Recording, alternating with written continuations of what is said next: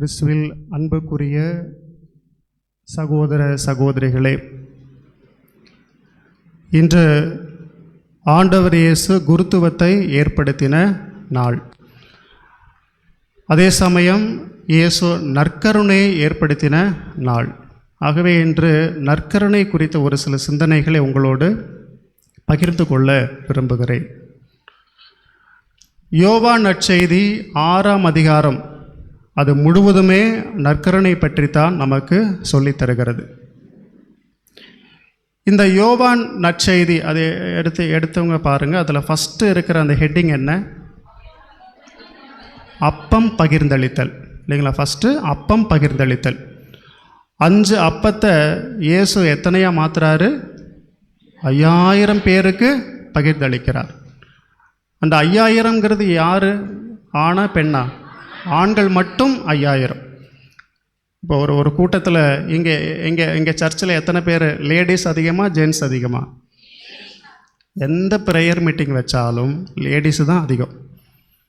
அதான் சபை வரலாறே, இல்லையா? ஒரு அன்பிய கூட்டம் வைங்க, அம்மாமாருங்க தான் அதிகமாக இருப்பாங்க. அதுபோல் அங்கே ஆண்களின் எண்ணிக்கை 5000 அப்படின்னா பெண்கள் எவ்வளோ இருந்திருப்பாங்க, அதுபோக குழந்தைகள் எவ்வளோ இருந்திருப்பாங்க. இதெல்லாம் நீங்கள் கணக்கெடுத்து பார்க்கும்பொழுது சுமார் ஏறக்குறைய 25,000 பேருக்கும் மேலே இருந்திருப்பாங்க அப்படின்னு சொல்கிறாங்க. அப்போ இத்தனை பேருக்கு அந்த 5 அப்பத்தை வச்சு இயேசு பலுகி பெருக செய்தார். அப்போது இங்கே இயேசு சொல்ல வர்ற ஃபஸ்ட்டு பாயிண்ட் என்ன அப்படின்னா, என் கையில் நீ அப்பத்தை கொடுத்தா அந்த அப்பத்தை என்னவா வேணாலும் என்னால் மாற்ற முடியும் அப்படிங்கிறத இயேசு சொல்கிறார். புரியுதா உங்களுக்கு? இயேசு கையில் அப்பத்தை கொடுத்தா அந்த அப்பத்தை என்னவா வேணாலும் அவரால் மாற்ற முடியும். Price the Lord. அப்படிங்கிறத இயேசுவால் அதை மாற்ற முடியும். நீங்கள் விசுவசிக்கிறீங்களா? எங்கே ஒரு சில மூஞ்சிலையெல்லாம் பார்த்தா விசுவசிக்கிறீங்களா? சத்தமாக சொல்லுங்கள், விசுவசிக்கிறீங்களா? இயேசுவால் அப்பத்தை மாற்ற முடியும்னு விசுவசிக்கிறீங்களா? சந்தோஷமாக தான் இருங்களேன். ஏன் இப்படி உருன்னு? உங்களை பார்த்தா எனக்கு இதாயிரும் போலையே. ரொம்ப சீரியஸாக இருக்கீங்களே. சரி, ரெண்டாவது ஹெட்டிங் என்ன போட்டிருக்கு? இயேசு கடல் மீது நடத்தல், இல்லையா? இயேசு கடல் மீது நடக்கிறார். இப்போ நீங்கள் கடலுக்கெல்லாம் போயிருப்பீங்க, கடல்லாம் பார்க்க போயிருப்பீங்க. அப்போ இந்த கடல் மேலே நடக்கிறதுங்கிறது சாத்தியமா? இல்லவே இல்லை. கடற்கரையில் நடக்கலாம், அப்படி தண்ணி பட்டு அப்படியே நல்லா விளையாடிட்டு அப்படியே பண்ணலாம். ஆனால் கடல் மீது நடப்பது அப்படிங்கிறது சாத்தியம் இல்லை. அப்போ கடல் மீது நடக்கணும் அப்படின்னா, இப்போ கடல் மீது ஒரு கப்பல் போகுது அப்படின்னா அந்த பலகை, இல்லையா, மரப்பலகை அதுக்குள்ளே மூழ்காது. அப்போ தண்ணிக்குள்ளே மூழ்காதவாறு மேலே இருக்கிற அந்த பொருள் தன்னையே மாற்றணும். அப்போ தான் அந்த தண்ணியில் மிதக்க முடியும். Price the Lord. அப்போ இயேசு கடல் மீது நடக்கிறார் அப்படின்னா இங்கே இயேசுவின் உடலில் மாற்றம் வந்துச்சா, இல்லை கடல் தண்ணியில் மாற்றம் வந்துச்சா? என்னது? எங்கே அந்த அறிவாளி? எதில் மாற்றம் வந்துச்சு? இயேசுவின் உடலில் அவர் மாற்றத்தை பண்ணாரா, இல்லை கடல் தண்ணியில் மாற்றம் வந்துச்சா? தண்ணி அப்படியே தான் இருக்கும், இல்லையா? அது நடக்கிற அளவுக்கு தன்னை மாற்றுகிறார். அப்போ இயேசுவின் உடலில் அங்கே மாற்றம் வந்துச்சு, இல்லையா? அப்போது இயேசு இங்கே பாருங்கள், யோவான் நற்செய்தி 6ஆம் அதிகாரம் நற்கருணை பற்றின நற்செய்தி. அதில் யோவான் அழகாக ஃபஸ்ட்டு இது அப்பம் பலுக செய்கிறது, 2வது கடல் மீது நடக்கிறது, 3வது நற்கருணை பற்றி வர்றாரு. அப்போ இதில் எல்லாம் அர்த்தம் இருக்குது. அப்போ 2வது என்ன சொல்கிறாரு? கடல் மீது அவரால் நடக்க முடியும். இப்போ இங்கே இயேசு என்ன சொல்ல வர்றாரு? என்னுடைய உடலில் மாற்றத்தை ஏற்படுத்த என்னால் முடியும். என் உடலை என்னவா வேணாலும் மாற்ற என்னால் முடியும். Price the Lord. ஏன்னா அவர் கடவுள், அவர் சர்வ வல்லவர், அவரால் முடியாது எதுவுமே இல்லை. அப்போ ஃபஸ்ட்டு என்ன சொல்கிறாரு? இந்த அப்பத்தை என்னவா வேணாலும் என்னால் மாற்ற முடியும். ரெண்டாவது, இந்த உடலை நான் எப்படி வேண்டுமானாலும் மாற்ற முடியும். இப்போ புரியுதா? இங்கே சாதாரண அப்பம் இயேசுவனுடைய உடலாக மாறுது. சாதாரண ரசம் இயேசுவனுடைய இரத்தமாக மாறுகிறது. Price the Lord. அப்போ இதை இயேசுவால் செய்ய முடியும் நீங்கள் விசுவசிக்கிறீங்களா? நாம் பார்க்குறது இந்த பூசையெல்லாம் சும்மா சாதாரணம் அப்படின்னு நினச்சிக்கிறீங்களா? அப்படி நினைக்கவே கூடாது. மெய்யாகவே இயேசுவனுடைய உடலாக அப்பம் மாறுகிறது. மெய்யாகவே இயேசுவனுடைய இரத்தமாக இந்த திராட்சை ரசம் மாறுகிறது இல்லையா? அதில் தான் இங்கே நிறைய இந்த திருச்சபையே வாழுது. அதனால தான் திருச்சபையே வாழுது. புனித பியா சொல்கிறாரு, சூரியன் உதிக்காமல் கூட இந்த உலகத்தில் வாழ்ந்துடலாம், ஆனால் திருப்பலி இல்லாமல் இந்த உலகம் இயங்காதுங்க சொல்கிறார். எப்படி? சூரியன் நாளைக்கு காலையில் உதிக்காமல் கூட இந்த உலகம் இயங்கிடலாம், ஆனால் திருப்பலி இல்லாமல் இந்த உலகம் இயங்காது. Price the Lord. நம்மளாம் சாதாரண ஆட்களாக, நம்மளாம் எவ்வளோ பெரிய பாவிகள் இல்லை, அக்கிரமக்காரங்க. 4 பேர் நின்று பேச ஆரம்பித்தா குழி தோண்டி புதைச்சி அவனை ஒன்றுமில்லாமல் பண்ணிடுவோம். நம்மளாம் அப்படிப்பட்ட ஆட்கள். நம்மளாம் அப்படி இருக்கும்போது நம்ம செய்கிற அக்கிரமத்தையெல்லாம் பார்த்து இந்த உலகம் என்றைக்கோ அழிஞ்சு போயிருக்கணும். ஆனால் இன்றைக்கி இந்த உலகம் இயங்குது அப்படின்னா கடவுள் நம் மீது கொண்ட மாபெரும் இரக்கம். அதோட இந்த திருப்பலி 4 திசைகளிலும் நடந்து கொண்டே இருக்கிறது, இடைவிடாமல் நடந்து கொண்டே இருக்கிறது. லட்சக்கணக்கான திருப்பலிகள் நடந்து கொண்டே இருக்கிறது. அந்த லட்சக்கணக்கான திருப்பலியின் பயனாகத்தான் இந்த உலகம் இன்னும் இயங்கிக் கொண்டிருக்கிறது. Price the Lord. சத்தமா பிரைஸ் தி லார்ட். அப்போ இயேசுவனுடைய உடலாக இந்த அப்பம் மாறுது அப்படிங்கிறத நாம் உணரணும். இதை ரெண்டும் இயேசு செஞ்சு காமிச்சிட்டு தான் அடுத்தது வர்றாரு. அடுத்து வாசிங்களேன், யோவான் நற்செய்தி 6ஆம் அதிகாரம்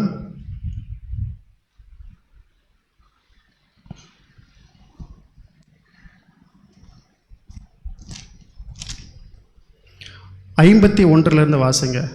எவ்வளோ தடவை திரும்ப திரும்ப ஏன் சொல்கிறார் பாருங்க. 51, விண்ணகத்திலிருந்து இறங்கி வந்த வாழ்வு தரும் உணவு நானே, இந்த உணவை எவராவது உண்டால் அவர் என்றுமே வாழ்வார். ஃபஸ்ட்டே சொல்லிட்டார். என்ன சொன்னார்? விண்ணகத்திலிருந்து இறங்கி வந்த வாழ்வு தரும் உணவு நானே, இந்த உணவை எவராவது உண்டால் அவர் என்றுமே வாழ்வார். மறுபடியும் சொல்கிறார் பாருங்க, எனது சதையை உணவாக கொடுக்கிறேன், அதை உலகு வாழ்வதற்காகவே கொடுக்கிறேன்.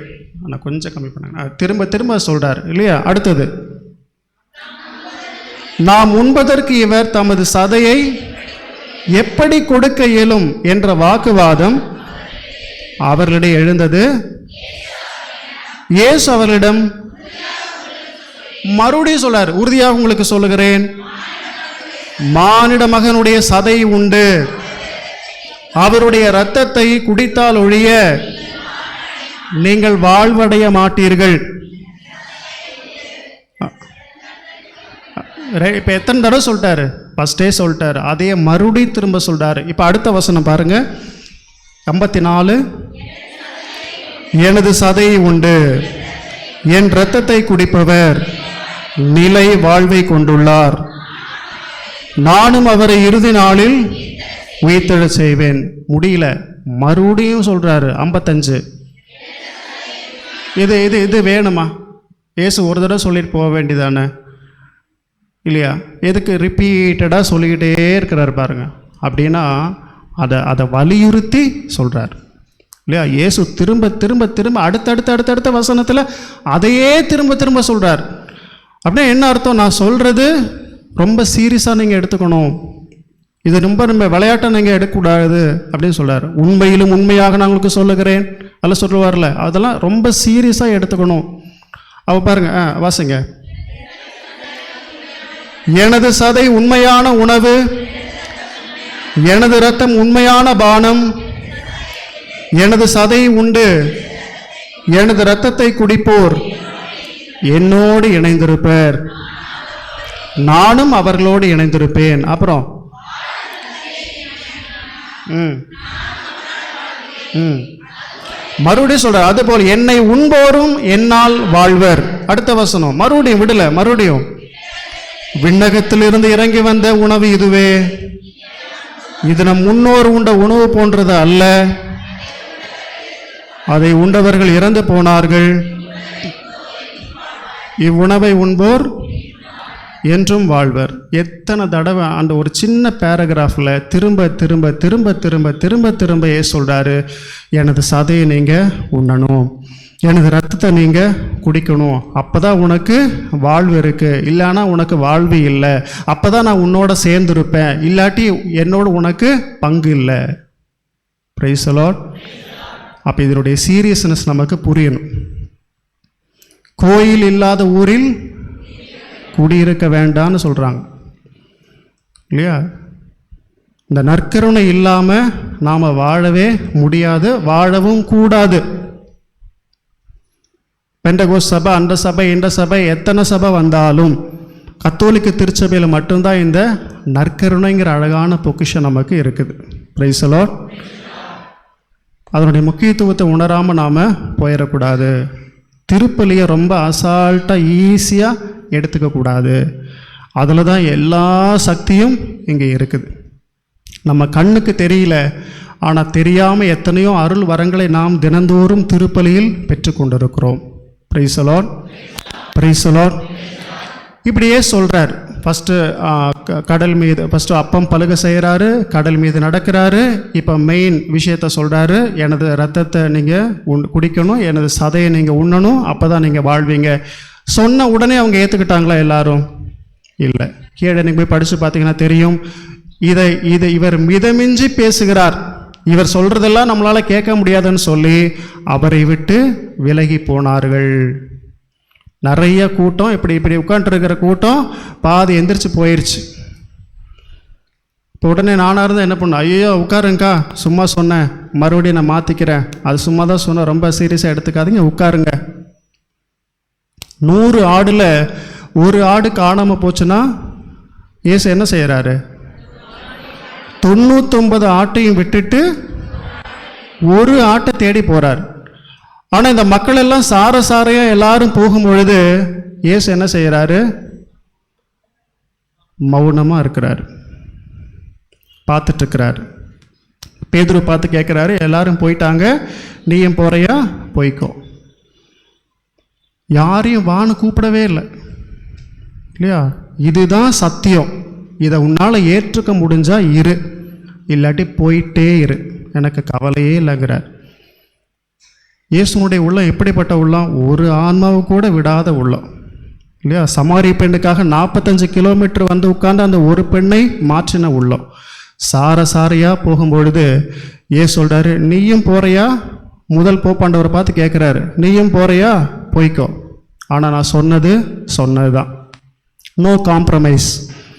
இந்த யூகரிஸ்டில், இந்த திருப்பலியில் நோ காம்ப்ரமைஸ். உனக்கு புரிஞ்சாலும் சரி, உனக்கு புரியாட்டியும் சரி, நீ ஏற்றுக்கிட்டாலும் சரி, ஏற்றுக்காமல் இருந்தாலும் சரி, ஆனால் நான் சொன்னது தான். இதில் நோ காம்ப்ரமைஸ் அப்படிங்கிறார். Price the Lord. அப்போ பாருங்கள் எவ்வளோ சீரியஸான விஷயம் இந்த திருப்பலி. ஆனால் அதை எவ்வளோ விளையாட்டாக கேஷுவலாக நம்ம பல நேரங்களில் எடுக்கிறோம். கொரோனா சமயத்தில் ஒரு திருப்பலி கிடைக்காதான்னு ஏங்கி இருக்கும் இல்லை? இப்போ தினந்தோறும் திருப்பலி நடக்குது, பக்கத்தில் இருந்து கூட வர்றதுக்கு நமக்கு மனசு இல்லை. அப்போ என்ன நம்ம திருப்பலியை வேல்யூ பண்ணுறோம்? அப்படியே பூசைக்கு வந்தாலும் நாம் செய்கிற காரியங்களெல்லாம் என்னென்ன, பின்னாடி உட்காந்துக்கிட்டு நம்ம என்னெல்லாம் செய்கிறோம் கடவுளுக்கு தான் தெரியும். பிரைஸ் தி லார்ட், அல்லேலூயா. அப்போ பாருங்கள், திருச்சபையில் இந்த மார்ட்டின் லூத்தர் வந்தப்போ பிரிவினை ஏற்படல. அதுக்கு முன்னாடியே இயேசு யோவான் நற்செய்தி 6ஆம் அதிகாரத்திலே ஸ்டார்ட் ஆயிடுச்சு கத்தோலிக்க திருச்சபையில் அந்த பிரிவினை இல்லையா? இயேசு சொன்னதை அவங்க ஏற்றுக்காம போகிறாங்க. அவள் பேதுருட்ட சொல்கிற, நீயும் போகிறையா? போய்க்கோ, ஆனால் நான் சொல்கிறது தான், இதில் எந்த மாற்று கருத்தும் இல்லை. உடனே பேதுரு என்ன சொன்னார்? ஆண்டவரே, நாங்கள் யாரிடம் போவோம்? நிலை வாழ்வளிக்கும் வார்த்தைகள் எல்லாம் உம்மிடம் தானே உள்ள, நாங்கள் யார்கிட்ட ஆண்டவரை போவோம்னு சொல்லி அதை அவர் ஏற்றுக்கொண்டார். புரியல, ஆனாலும் அதை ஏற்றுக்கொண்டார். Price the Lord. இன்னைக்கு நம்ம குடும்பத்தில் சாத்தான் உள்ள வந்து நம்மளை ஆட்டி படைக்கிறதுக்கு முக்கியமான காரணம் என்ன அப்படின்னா, திருப்பலிக்கு முக்கியத்துவம் கொடுக்காதான், நற்கருணைக்கு நாம் முக்கியத்துவம் கொடுக்காதான். பிளாக் மாஸ் அப்படின்னு நடக்குது நிறைய இடத்துல. பெங்களூரில் இருக்குது, கொச்சினில் இருக்குது, நிறைய இடத்துல நடக்குது பிளாக் மாஸ். ஃபாரினில் இருக்குது. என்ன செய்வாங்க, இந்த மாதிரி நமக்கு அப்படியே ஆப்போசிட்டாக இப்போ சிலுவை இருக்கு இல்லையா, இந்த சிலுவையை தலைகீழாக வச்சுருப்பாங்க. நீங்கள் கூகுளில் சர்ச் பண்ணி பாருங்கள், வரும். பிளாக் மாஸ்ன்னு போடுங்க, எல்லாம் வரும், ஃபோட்டோவோடு வரும். தலைகீழாக சிலுவை இருக்கும், மண்டையோடு வச்சுருப்பான், என்னென்னமோ அந்த சிம்பிள்லாம் போட்டு வச்சுருப்பான். அதெல்லாம் போட்டு என்ன செய்வாங்க, நற்கரணையை, பெங்களூரில் நற்கரணையை திருடிட்டு போகிறான். திருடிட்டு போய் அந்த நற்கரணை கையில் கொடுக்குறோம்ல, அதை எடுத்து திருடிட்டு போய் அந்த சாத்தான் வர்ஷிப் பண்ணுறவங்ககிட்ட கொண்டே கொடுக்குறான். அவன் ஒரு பெரிய அமௌண்ட் ஒன்று கொடுக்குறான். இவங்க என்ன செய்கிறாங்க, அதை வாங்கி அதை எவ்வளோ தூரம் அந்த நற்கரணையை அவமானப்படுத்த முடியுமோ, அசிங்கப்படுத்த முடியுமோ அப்படி செய்கிறாங்க. மைக்கில் சொல்ல முடியாது, அந்த அளவுக்கு அவமானப்படுத்தி அந்த நற்கரணையை குத்தி குத்தி அதெல்லாம் எவ்வளோ அதை டெசக்ரேட் பண்ண முடியுமோ அந்த அளவுக்கு அதை அவமானப்படுத்துகிறாங்க. இதுதான் அவன் செய்கிற வேலை. அப்போது ஒரு தடவை பெங்களூரில் ஒரு சாமியார் ஒரு பிள்ளையை பிடிச்சிட்டார். நீ என்ன, நான் பார்க்குறேன் நீ நன்மை வாங்குற, இங்கே சாப்பிடாமல் எடுத்துகிட்டு போறியே என்ன அப்படின்னு பிடிச்ச உடனே பயந்துட்டு சொல்லிட்டா, ஆமாம் நான் இதை எடுத்துகிட்டு பிளாக் மாஸ் நடக்கிற இடத்துக்கு கொண்டு போய் நான் கொடுக்குறேன் அப்படின்னு சொன்னோன்னே, என்ன அப்படின்னு சொன்னால் எனக்கு பெரிய அமௌண்ட் அவங்க கொடுக்குறாங்க. அப்போது ஃபாதர் சொல்கிறாரு, கான்வெண்ட்டில் போனீங்கன்னா நீ அந்த நன்மை ஓஸ்தி வாங்கலாம் இல்லையா, ஒரு பேக்கெட்டில் 1000 ஓஸ்தி இருக்கும். அது என்ன ஒரு கம்மி ரேட்டு தான். நீ வாங்கிட்டு அதை கொண்டு போய் ஒவ்வொரு நாளும் கொடுக்கலாமே அப்படின்னு சொன்னப்போ அந்த பொண்ணு சொல்கிறா, இல்லை ஒரிஜினல் எது டூப்ளிகேட் எதுன்னு அவன் கண்டுபிடிச்சிருவான். இங்கே இத்தனை அப்போ இங்கே வச்சுருக்காங்க இல்லையா, அங்கே இது இன்னும் கான்சக்ரேட் பண்ணல, அது சாதாரண அப்பந்தான். கான்சக்ரேட் ஒரு குருவானவர் அதை ஆசீர்வதிக்கிற பொழுது, அந்த வார்த்தைகளை சொல்லி அதை ஜெபிக்கிற பொழுது தூய ஆவியானவர் அதை மாற்றுறார்.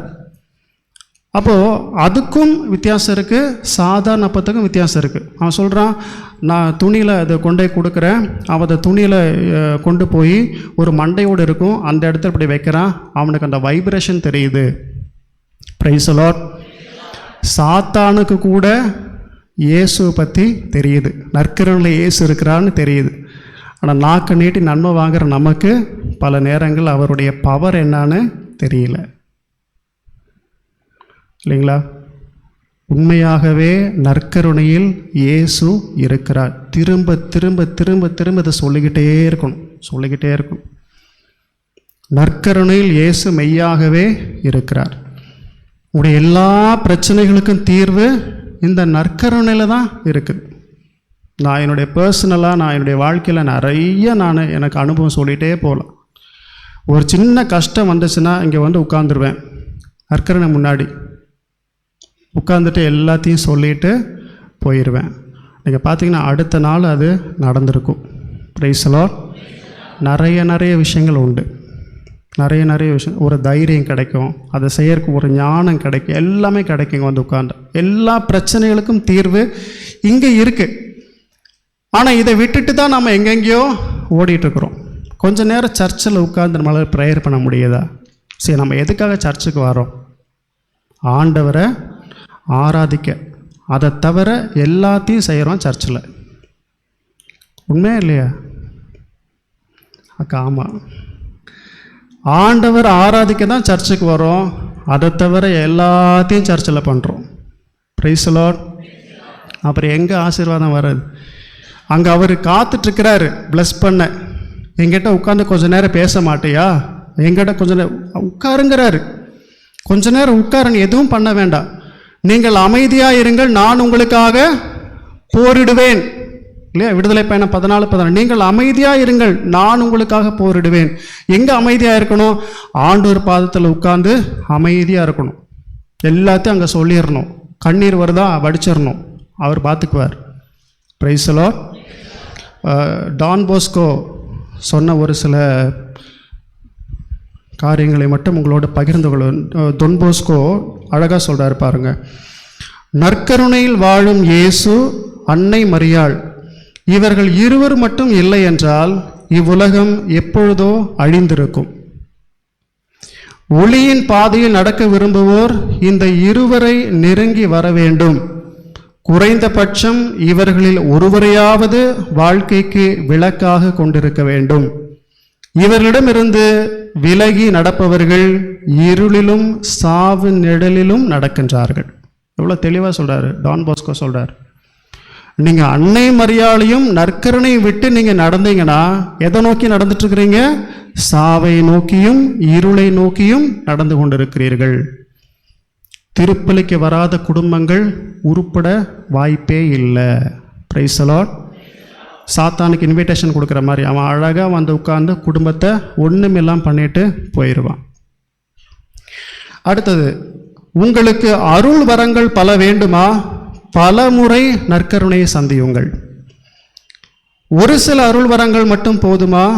அவரை எப்பொழுதாவது சந்தியுங்கள். எவ்வளோ அழகாக சொல்கிறார். நிறைய கிரேஸ் வேணுமா? நிறைய தடவை நீ விசிட் பண்ணணும். Visit to the blessed sacrament.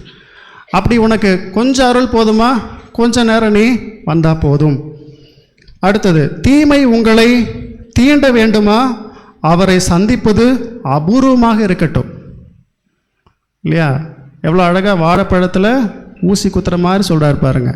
என்ன சொல்கிறாரு? தீமை உங்களை தீண்ட வேண்டுமா? அவரை சந்திப்பது அபூர்வமாக இருக்கட்டும். அவரை நீ சந்திக்காமல் இருந்தீன்னா தீமை உன் வீட்டுக்கு வந்துடும். புரியுதா நான் சொல்கிறது? உங்களையெல்லாம் பார்த்தா எனக்கு பயமாக இருக்குது. தீமையும் தீய சக்திகளும் உங்களை விட்டு ஓட வேண்டுமா? நற்கருணை இயேசுவை அடிக்கடி சந்தியுங்கள். தீமையின் மேல் வெற்றி கொள்ள வேண்டும் என்று விரும்புகிறீர்களா?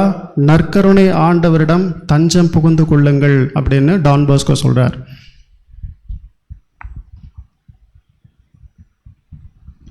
என்ன சொல்கிறார்?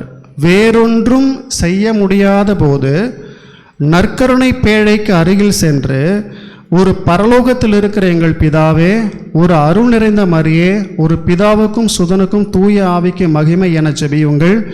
இது போதும் நீங்கள் சோதனைகளை வெற்றிகரமாக சந்திப்பதற்கு. ஒருவருக்கு விசுவாசம் இருந்தால் அவர் நற்கருணையில் உள்ள இயேசுவை பல முறை சந்திப்பார், நாள்தோறும் தியானம் செய்வார். நான் உங்களுக்கு சொல்லுகிறேன், அப்படிப்பட்டவரால் பாவம் செய்வது என்பது இயலாத ஒன்றாகும். உங்களால் எதுவுமே செய்ய முடியலையா? சும்மா வந்து உங்களுக்கு ஜெபமே பண்ண தெரியலையா? சும்மா வந்து உட்காருங்க. உட்கார்ந்து ஒரு பரலோகத்திற்கு பிதாவே, ஒரு அருள் இருந்த மாதிரி ஒரு பிதாவுக்கும் சுதனுக்கும் போடுங்க, போதும். அதுவே சோதனைகளை ஜெயிக்க உங்களுக்கு சக்தி கிடைக்கும்னு டான் போஸ்கோ சொல்கிறார். அடுத்தது ரொம்ப முக்கியம், கவனமாய் கேளுங்கள். சாத்தான் 2 காரியங்களை கண்டு தான் சாக போவது போல் பயப்படுவான். 2 காரியத்துக்கு சாத்தான் பயப்படுறான். என்ன? ஒன்று, பக்தியுடன் நற்கருணை உட்கொள்ளுதல். மற்றொன்று, அடிக்கடி நற்கருணை சந்திப்பது. நிறைய பேர் திருப்பலிக்கு வருவாங்க, நற்கருணை வாங்க மாட்டாங்க, பிரயோஜனமே இல்லை. கல்யாண வீட்டுக்கு போகிறோம், கை நினைக்காமல் வந்துட்டா எனக்கு ஒன்று கூட உறவு இல்லைன்னு அர்த்தம். கல்யாண வீட்டுக்கு போய் கை நினைக்கணும், சாப்பிட்ணும். இது ஒரு விருந்து இயேசு நமக்காக படைக்கிறார். வந்து திருப்பலி எல்லாம் இருந்துட்டு நற்கருணை சமயத்தில் ஃபோன் எடுத்துகிட்டு வெளியில் போயிட்டேன் அப்படின்னா உறவு இல்லை. Price the Lord. அடுத்தது, நற்கருணை இயேசு, அன்னை மரியாள் இவர்கள் இருவரின் வல்லமையின் மேல் நம்பிக்கை வைத்துவிட்டு உன்னால் இயன்றதை செய், மற்றவற்றை விட்டுவிடு கடவுளிடம். இவங்க மேலே நம்பிக்கை வச்சு இங்கே எல்லாத்தையும் சொல்லிட்டு நீ போயிரு, உன்னால் முடிஞ்சதை செய், கடவுள் மற்றதெல்லாம் பார்த்துக்குவார். அடுத்தது, மாணவர்களே, நீங்கள் சாத்தானை வெல்ல வேண்டும் என்றால் நற்கருணையில் இருக்கும் இயேசுவை சந்திப்பது மிகவும் இன்றியமையாதது என்பதை உணர வேண்டும். இதை நீங்கள் செய்தால் தீமை உங்களை ஒருபொழுதும் எதிர்த்து வெல்ல முடியாது. அடுத்தது, ஏனோ தானோ என்று வாழ்ந்தால் போதும் என்றால் நற்கருணை எப்பொழுதாவது சந்தியுங்கள். நான் அப்படி லெத்தாஜிக்காக அப்படி வாழ்வேன்னா நீ நற்கரணையை சந்திக்க வேண்டாம். நன்றாக வாழ வேண்டும் என்றால் பல முறை நற்கருணையை சந்தியுங்கள். மிகவும் நன்றாக வாழ வேண்டும் என்றால் மிக பல முறை அவரை சந்தியுங்கள். Price the Lord. கிளிப்பிள்ளைக்கு சொல்லித்தர மாதிரி சொல்லித்தரார் இல்லையா? இது எல்லாருக்குமே புரியும். நீ நல்லா வாழணும்னா நீ நிறைய நேரம் நற்கருணை ஆண்டவரை சந்திக்கணும்.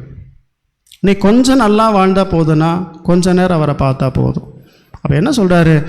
எவ்வளோ நேரம் நற்கருணை ஆண்டவரோடு இருக்கிறீங்களோ அவ்வளோ தூரம் நம்முடைய வாழ்க்கை பண்படும் இல்லையா? அவருடைய ஆசீர் அருள் நம்மை தேடி வரும்.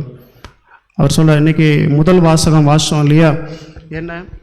விடுதலை பயணம் 12வது அதிகாரத்திலிருந்து அந்த சங்கார தூதன் அந்த இஸ்ரேலை கடந்து செல்வான். அவன் யார்? சங்கார தூதன்னா அழிவின் தூதன் கடந்து செல்வான். அப்போது அந்த ஆட்டுக்குட்டியினுடைய இரத்தத்தை எந்த வீட்டிலெல்லாம் நிலவுலெல்லாம் தெளிச்சிருக்கீங்களோ அந்த வீட்டை அவன் தொடமாட்டான். இந்த நற்கருணையினுடைய நிழல் தான் இந்த விடுதலை பயணம் 12ஆம் அதிகாரம். அந்த ஆட்டுக்குட்டியின் ரத்தம் தான் இந்த இயேசுவினுடைய ரத்தம். இப்போ அன்னைக்கு என்ன ஆச்சு? அழிவின் தூதன் கடந்து செல்கிற பொழுது ஆட்டுக்குட்டியின் ரத்தம் தடவி இருந்த இஸ்ரேல் இல்லங்களை அவர் ஒன்றுமே செய்யலை. அவருடைய இல்லங்கள் காப்பாற்றப்பட்டன. அதுபோல் இந்த இரத்தத்தை தெளிக்கலை, நாம் குடிக்கிறோம் இல்லையா? அந்த அந்த அப்பத்திலேயே ரத்தமும் இருக்குது, உடல்லே ரத்தமும் இருக்குது, அதை நம்ம குடிக்கிறோம். இயேசுடைய ரத்தத்தை நாம் குடிச்சிருக்கிறோம், நமக்குள்ளே இருக்குது. அப்படிங்கிற பொழுது எந்த சாத்தா நம்மளை தொட முடியும்? Price the Lord. அப்போ அந்த அழிவின் தூதன் தொட முடியல, ஆட்டுக்குட்டியின் ரத்தம் தெளிக்கப்பட்ட இடம். ஆனால் அதை நம்ம இயேசுவையே உணவாக உட்கொள்ளுகிறோம். ஆனாலும் நாம் சாத்தானை பார்த்து அவன் எலுமிச்சம்பழம் போட்டான், இவன் முட்டை வச்சுட்டான், அவன் பில்லி சூனியம் பண்ணிட்டான் அப்படின்னு பயந்துட்டுருக்குறோம். அதை விட பெரியவர் இங்கே இருக்கிறார்.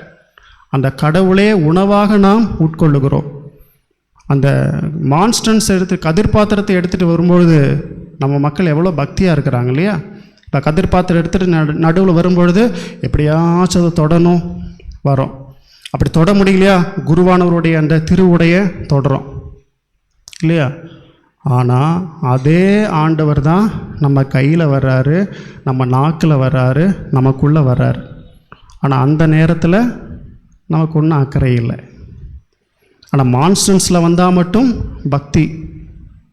அதே ஆண்டவர் தான் கையில் நீங்கள் தொடுறீங்க, அதே ஆண்டவரை தான் நீங்கள் உட்கொள்கிறீங்க. அப்போ நம்ம அதனுடைய இம்பார்ட்டன்ஸை நம்ம மறந்து போகிறோம். பிரியமானவர்களே, கடவுள் ஒரு சில அற்புதங்களை தண்ணீரை திராட்சரசமாக மாற்றும் போது அவருக்கு ஈஸி, வலிக்கலை இல்லையா? தொடுநோயாளி குணப்படுத்துறது ஈஸி. ஆனால் தன்னுடைய உடலை இரத்தமாக, தன்னுடைய உடலையும் இரத்தத்தையும் கொடுப்பது அவருக்கு ரொம்ப கஷ்டமாக இருந்துச்சு. இந்த நற்கருணையாக மாறுவதற்கு இயேசு பலவாறு துன்பப்பட்டார், ரொம்ப கஷ்டப்பட்டார், ரொம்ப அவமானப்பட்டார். சிலுவையில் நிர்வாணமாக அவரை அடித்து கொண்டார். இந்த துணியெல்லாம் இல்லை, நிர்வாணமாக அவரை அறைந்து கொண்டார்கள். அம்மா கீழே நிற்கிறாங்க. எவ்வளோ வேதனை, எவ்வளோ அவமானம். நற்கருணையாக மாற இயேசு பலவாறு துன்பப்பட்டார். ஆனால் அந்த நற்கருணை பெற எந்த ஒரு கூச்சமும் இல்லாமல், எந்த ஒரு பக்தியும் இல்லாமல், அது ஒரு இம்பார்ட்டன்ஸே இல்லாமல் நாம் வர்றது கடவுளுக்கு மிகுந்த வேதனை அது தருகிறது. ஆகவே இயேசு நற்கருணை ஏற்படுத்தின இந்த நாளில் கடவுள் நம்மகிட்ட எதிர்பார்க்குறது என்ன? இந்த நற்கருணையை நான் உனக்காக ஏற்படுத்தினேன், உன் மீது கொண்ட அன்பின் காரணமாக நான் ஏற்படுத்தினேன், உங்கூட உலகம் முடியும் வரைக்கும் இருக்கணும் அப்படிங்கிறதுக்காக நான் ஏற்படுத்தினேன், உங்கூட உடலில் வந்து உன் உள்ளத்தில் கலந்து உன்னோடு உறவாடணும்னு சொல்லி நான் இதை ஏற்படுத்தினேன். ஆனால் அதுக்கு நீ என்ன மதிப்பு கொடுக்குற அப்படின்னு நம்மளை பார்த்து கேட்குறார். நம்முடைய பதில் என்ன? இனியாவது வருகின்ற காலத்தில் நற்கருணை ஆண்டவரை அடிக்கடி சந்திக்கிற பழக்கத்தை ஏற்படுத்தி கொள்வோம்.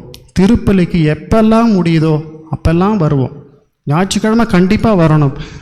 நாள் திருப்பலியிலும் எப்பெல்லாம் வாய்ப்பு கிடைக்குதோ அப்பெல்லாம் வருகிற நல்ல பழக்கத்தை ஏற்படுத்தி கொள்வோம். டொன் போஸ்கோ சொன்ன மாதிரி நமக்கு நிறைய அருள் வேண்டுமா? நிறைய நேரம் ஆண்டவரோட இருக்கணும். நிறைய நேரம் ஆண்டவருடைய சன்னிதானத்தில் இருக்கும் பொழுது நிறைய அருள் வரங்களால் கடவுள் நம்மை காப்பாற்றுவார். இன்று குருக்களுக்காக ஜெபிக்கின்ற நாள். ஆகவே எங்களுக்காகவும் ஜெபியுங்கள். குருத்து வாழ்க்கைங்கிறது நீங்கள் நினைக்கிற மாதிரி அவருக்கு என்ன ஜாலியாக இருக்கிறாரு, ஜாலியாக போகிறாரு. ஒரு நாள் வந்து அந்த சீட்டில் உட்காந்து பாருங்கள், தெரியும். அதனுடைய வேதனை என்ன, தனிமை என்ன, அதனுடைய பாடுகள் என்ன சொல்லி அழக்கூட யாரும் இல்லை. எங்களுக்கு துணை யார்? அவர் மட்டும்தான், வேறு யாரும் கிடையாது. 250 குடும்பம் இருக்குதுன்னு தான் பேர். அங்கே நோய்வாய்ப்பட்டால் ஒருத்தரும் எட்டி பார்க்க மாட்டாங்க. Price the Lord. அதுதான் ஃபாதர். இதுதான் யதார்த்தம். அதான் ஃபாதருடைய இது. நைட்டு தூங்க போனால் காலையில் எந்திரிச்சாரா இல்லையான்னு பார்க்கக்கூட யாரும் இல்லை. அதுதான் ஃபாதருடைய வாழ்க்கை. அதனால் இந்த ஃபாதர்ஸை குறை சொல்கிறதெல்லாம் கொஞ்சம் நிறுத்திட்டு அவங்களுக்காக ஜெபிப்பதற்கு பழகுங்க. ஃபாதர்ஸை குறை சொல்கிறதெல்லாம் கொஞ்சம் நிறுத்திட்டு உங்கள் குழந்தைகளை ஃபாதருக்கு அனுப்புங்க இல்லையா? அதுக்கு யாரும் நம்ம முன் வரவே மாட்டோம். ஐயோ என் குழந்தை, என் பையன், இது அடுத்தவன் பையன் தானே, அதனால் என்ன வேணால் செய்யலாம், என்ன வேணால் சொல்லலாம். அதனால் குருக்கள் ஃபாதர் சொன்ன மாதிரி, குரு இல்லை என்றால் நற்கருணை இல்லை, நற்கருணை இல்லை என்றால் திருச்சபை இல்லை. எங்களுக்கும் பலவீனங்கள் உண்டு. நாங்களும் அப்படியே வானத்திலேருந்து ஒத்துன்னு விடலை, ஒரு அம்மா வயிற்றிலிருந்து தான் வந்தோம். எங்களுக்கும் நிறைகள் குறைகள் எல்லாமே உண்டு. அதோடு ஏற்றுக்கொண்டு எங்களுக்காக நீங்கள் இந்த விமர்சனங்கள் பண்ணுறதை விட அதிகமாக எங்களுக்காக ஜெபியுங்கள். அதுதான் எங்களை மாற்றும். Price the Lord. தொடர்ந்து ஒருவர் மற்றவருக்காக ஜெபிப்போம். இறைவன் என்றும் வாழ்த்து பெறுவாராக. ஆமென்.